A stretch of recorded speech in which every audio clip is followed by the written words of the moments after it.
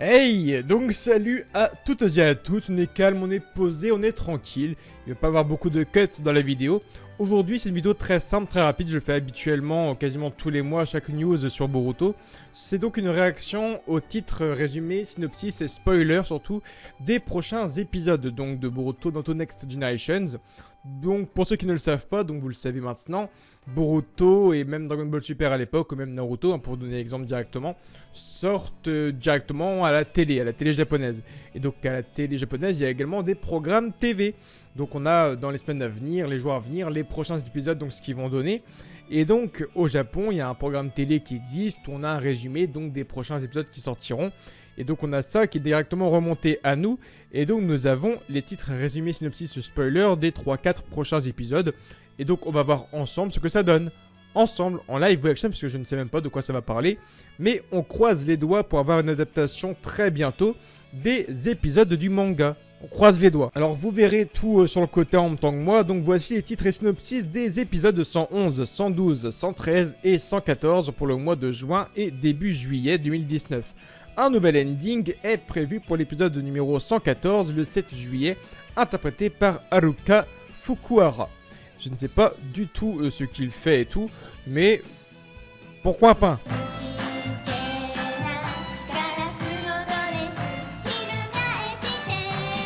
Pourquoi pas? Et donc c'est parti, le 16 juin 2019, Boruto dans Next Generations, épisode numéro 111, Chronique vaporeuse, le roi de Mirai. Donc on va enfin avoir la réponse un peu pour Mirai Sarutobi sur qui est le roi pour elle.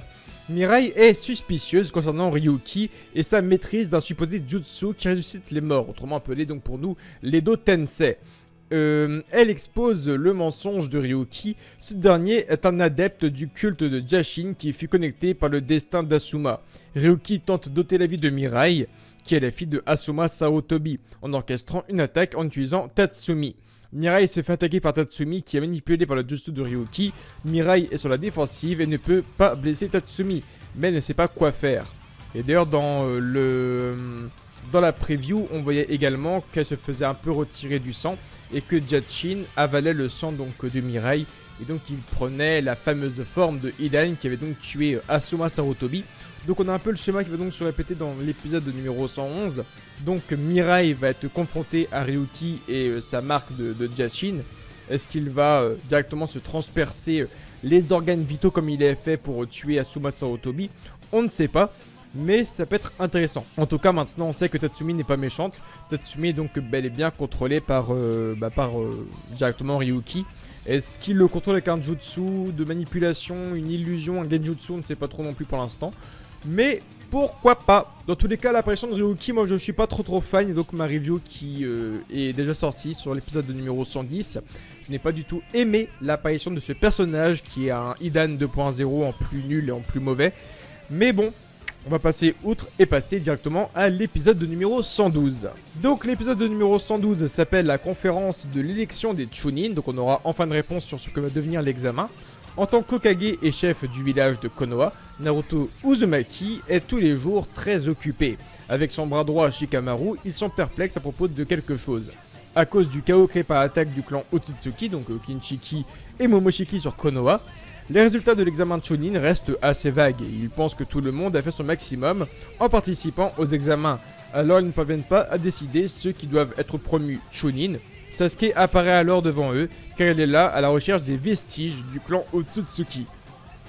Énorme. Par contre, ok ils sont occupés mais mettre, allez quoi, 50 épisodes pour donner la réponse de l'examen, c'est un peu abusé quoi. Parce que Kinshiki et Momoshiki sont apparus vers l'épisode 69 si je me trompe pas. On est au 112, on a enfin la réponse de l'examen, c'est un peu abusé. Donc on va sûrement avoir des gens qui vont être promus Chunin. Après, je sais pas s'il va y avoir des personnes qui vont être promues tout de suite. Parce que dans le manga, je crois pas que dans nos genin respectifs, je pense pas qu'on ait des Chunin. Bon après, bon, Boruto, vu ce qu'il a fait, il mériterait de passer Chunin limite parce qu'il a quand même tué Gatai Momoshiki. Hein, mais bon. Et donc c'est Sasuke qui apparaît devant eux. Il est à la recherche des vestiges du clan Otsutsuki. Ok, donc c'est pas un vestige, c'est plusieurs vestiges. Et donc il vient demander conseil à Shikamaru et Naruto.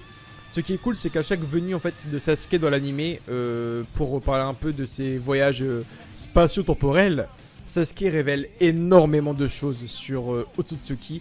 Est-ce qu'il va dire qu'il a croisé Urashiki dans une dimension? Est-ce qu'il va expliquer qu'il a croisé tel Otsutsuki et tout?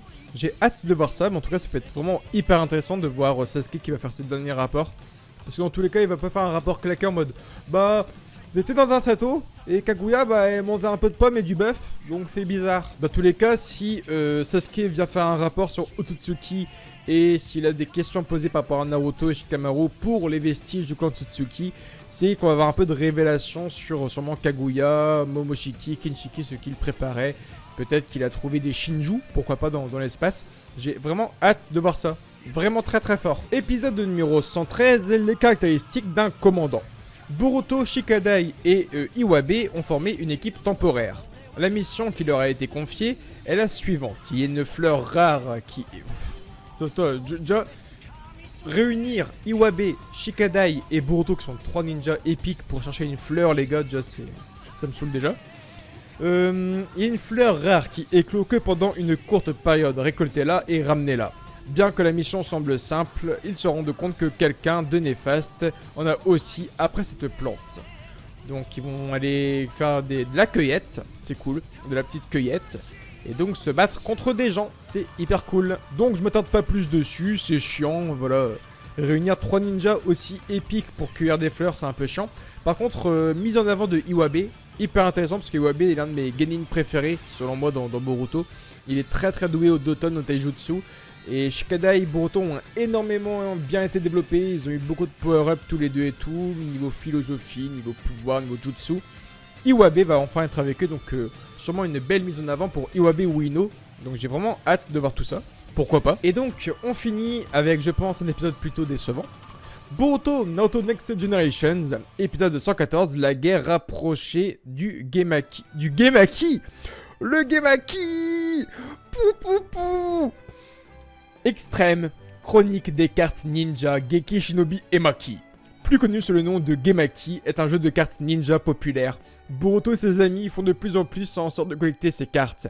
Ils se rendent compte qu'il y a beaucoup de ninjas d'influence qui pourraient être ajoutés au jeu de cartes.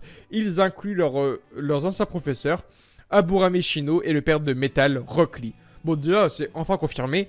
Rock Lee, enfin le père de Metal Lee, c'est enfin confirmé, putain, en 114 épisodes. Cependant, il semblerait qu'un seul ninja parmi eux peut devenir une nouvelle carte. Il y a donc une opposition entre les défenseurs de Shino et ceux de Rock Lee. Ok, ça en dit long. Bon, hormis qu'il y a Shino ou Rock Lee qui vont avoir leurs cartes en tant que Gemaki, ce qui est plutôt assez intéressant, on a le Gemaki lui-même qui apparaît dans Boruto. Ça, c'est hyper intéressant. Pourquoi? C'est que, donc vous l'avez vu, il y a maintenant plusieurs semaines, plusieurs mois, on râle toutes et tous sur l'adaptation du manga. Et le prochain arc du manga est sur le Gemaki, tout simplement. Je vous explique ainsi et très rapidement le synopsis, un peu le résumé de cet arc en question. En gros, après le combat contre Momoshiki, Kinshiki et tout, Boruto a une mission qui lui est conférée par Konohamaru. En gros, il doit surveiller et protéger pendant le temps d'une journée ou bien 48 heures Tento, qui est le fils de l'empereur du pays du feu. Et donc Tento est un grand fan du Gemaki. Boruto est également un grand fan du Gemaki. Donc il va un peu entraîner voilà, Tento côté ninja, lancer de shuriken et tout. Il va en même temps collectionner un peu avec lui les Gemaki. On va avoir un peu de combat et tout avec des sbires, un peu des hommes plus ou moins liés, lointement liés quand même à Kara. Et donc c'est intéressant de voir que le prochain arc du manga qu'on peut traiter est le Gemaki. Et que là, épisode de numéro 114, on a le Gemaki qui apparaît. Donc là, plus que jamais, on est vraiment proche de l'adaptation du manga en animé. C'est vraiment cool. Le Gemaki peut arriver, Tento peut arriver. L'arc Tento va arriver maintenant sûrement à l'épisode numéro... Elle est peut-être 118, 119, parce que là, on introduit le jeu Gemaki. Ça veut pas dire que Tento et compagnie vont arriver maintenant à l'épisode numéro 114. Mais je pense que pour le 116, 117, voilà, ça pourrait un peu arriver. On met vraiment le jeu Gemaki, Boruto commence à le collectionner. Et dans le manga, c'est déjà donc plusieurs semaines qu'il collectionne. Donc voilà, du moins on sait que l'arc Tento va arriver très bientôt maintenant dans l'animé. Pas au 114, mais on s'y rapproche fortement. Ça c'est déjà hyper cool. Bah franchement je suis content, on a une pellée d'épisodes un peu chiants, donc on a la fin du roman Mirai Sarutobi, on a la cueillette de fleurs, mais hormis ça, on a quand même des bons trucs au final. Hein. On a la fin de l'arc Mirai, on a Sasuke qui va en apprendre plus sur Otsutsuki, le résultat des examens de Chunin, donc sûrement on va avoir des gens qui vont donc devenir Chunin, ce qui est pourquoi pas intéressant, pourquoi pas Shikadai encore une fois ou bien d'autres. Une cueillette de fleurs, donc développement de Iwabe. Et enfin, on a l'arrivée du jeu de cartes. Et bah franchement, les gars, on y est bientôt. On a attendu, on s'est fait chier, on a râlé, on a manifesté, on a montré qu'on en avait marre. Et on y arrive. On y arrive, épisode numéro 114, la guerre rapprochée du Gemaki. Donc c'est cool. C'est chiant, je pense qu'un épisode, donc on va un peu instaurer le Gemaki. Je pense qu'on va voir beaucoup ce fameux jeu de cartes. Un peu les collections des joueurs.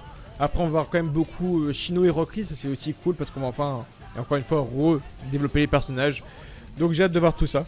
J'ai vraiment hâte de voir tout ça. Putain, c'est cool, je suis content. Ah, ça a refait ma soirée là. En tout cas, je vous dis à très bientôt pour de nouvelles vidéos. Like, commente, abonne-toi Facebook, Twitter, Instagram et Snapchat. Sachez qu'après l'arc Tento, il y a donc l'arc Kara. On est maintenant à l'arc Tento. On va enfin attaquer le manga, c'est cool, enfin attaquer le tome 3. On peut être bloqué au tome 2. Et c'est cool, je suis hyper content, je le redis encore une fois mais c'est important de le dire. N'oubliez pas le Tipeee en description, c'est hyper important.